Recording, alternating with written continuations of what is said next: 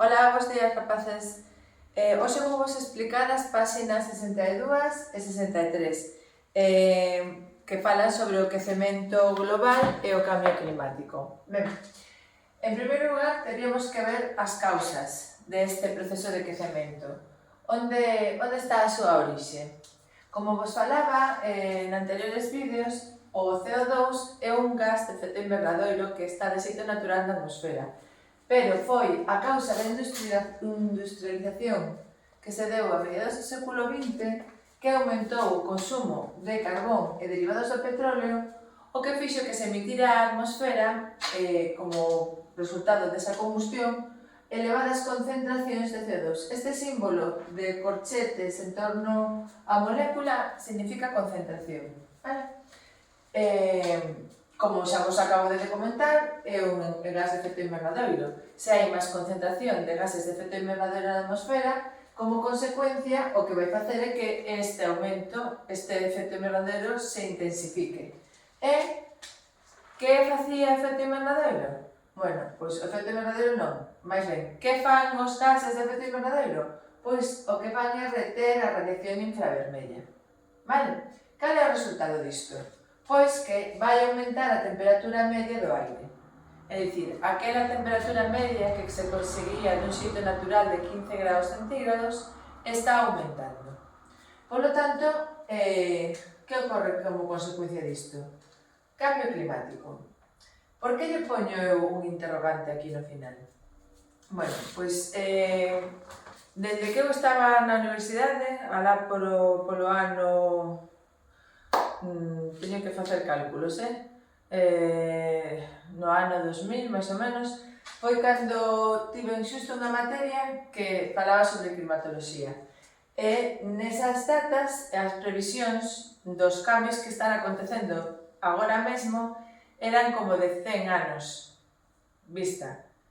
Non pasaron 100 anos, eu non teño 100 anos, pasaron como moito 20 anos. Entón, os modelos que se estableceron naquelas datas non están respondendo aos efectos que se ven na actualidade.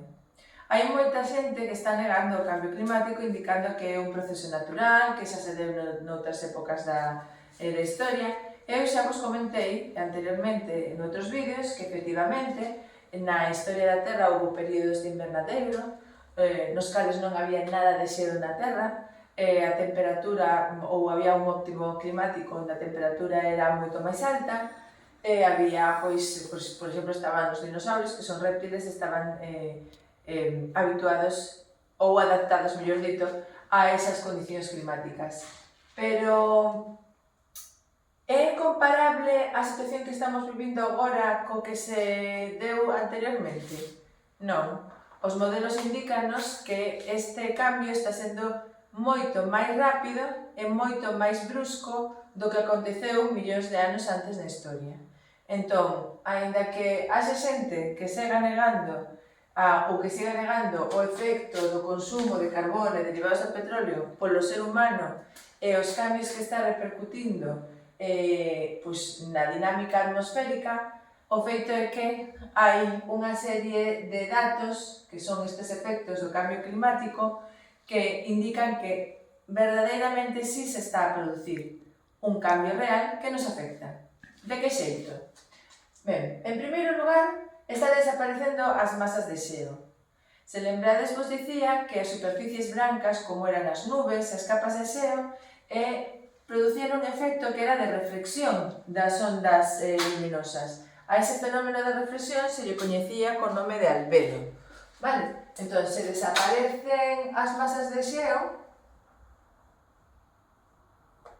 esta reflexión, que o que fai é diminuir a temperatura sobre a Terra, desaparece tamén. Vale? Entón, como resultado, teríamos a desaparición do xeo ártico, desaparición ou fusión de glaciares en zonas polares, cales son estas? As que están en rexións de elevada latitude ou en montañas con alta latitude. Nestes lugares a temperatura supónse que é máis baixa. Tamén hai un aumento da temperatura da auga do mar. Neste caso, constatouse, por exemplo, que no Océano Atlántico, que é o que temos xunto a nós está aumentando entre 1 e 2 graus, case está preto de 2 graus respecto de hai uns poucos anos. Como consecuencia disto, pois están aparecendo especies tropicales, están desaparecendo pois especies que eran propias das nosas rías.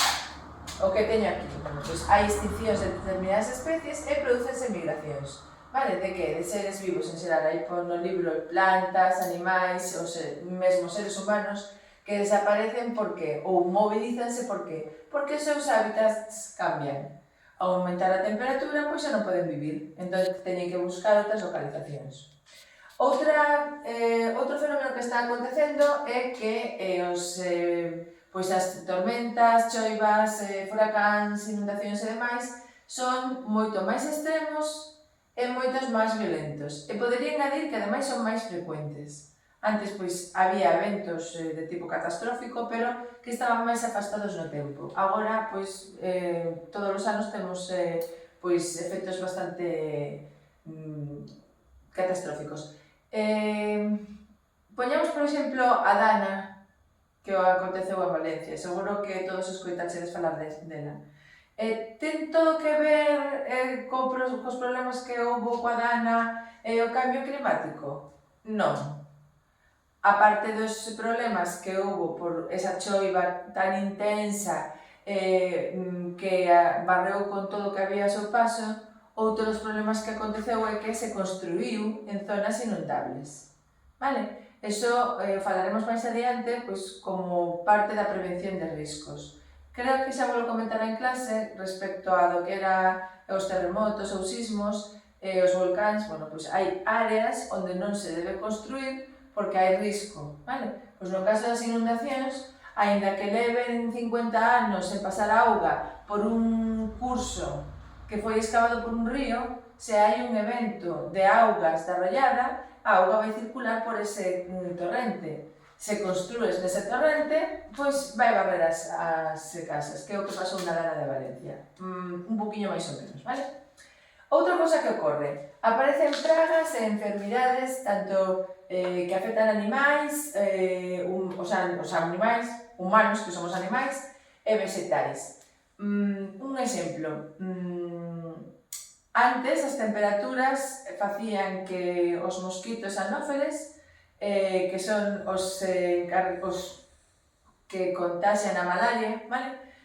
Chegasen só ata África. Pero nos últimos anos están aparecendo mosquitos anófeles, outras variedades como o mosquito tigre, xa case da metade da Península Ibérica, o que causa pois enfermidades que antes non tiñamos. E tamén aparecen pois poboacións que estaban construídas a unha altitude de montaña lonxe dos vales, a menor temperatura, onde estaban salvos pois eses mosquitos que causaban enfermedades como por exemplo o Zika, o virus do Zika, vale? Entón, agora, se aumenta a temperatura, pois eses mosquitos xa poden alcanzar maiores altitudes e causar estas enfermidades. E por último, está habendo cambios que afectan aos cultivos aptos para cada zona. En que se traduce isto? Pois en xeral, en enormes perdas económicas, vale? Tanto estes eventos meteorolóxicos extremos que poden facer que de repente, pois imaginar agora, estamos tendo unhas temperaturas anormalmente altas, como os días xa caeron, os árboles non saben realmente se é primavera ou non. Eles o único que teñen como referencia é un número de horas de luz, no outono son semellantes á primavera, e despois unha temperatura. Se a temperatura sube e as horas de luz semellan ás da primavera, os árboles florecen. E temos pois, diferentes árboles froiteiras que están por unha banda tirando as follas e por outra banda botando flores. Este tipo de consecuencias son causadas polo cambio climático. E bueno, con isto creo que dimos un bo repaso do que sería o problema do aquecemento global e do cambio climático. Insisto en que vexades o vídeo que vos deixei na anterior entrada, no link Before the Flood, o nome en inglés. É un documental que é moi recomendable e moitas das cousas das que vos falei aquí están moi ben simplificadas en diferentes áreas da Terra para que poidades ter outra visión ou explicacións de diferentes aspectos. Con isto rematamos a atmosfera. No próximo vídeo veremos a hidrosfera.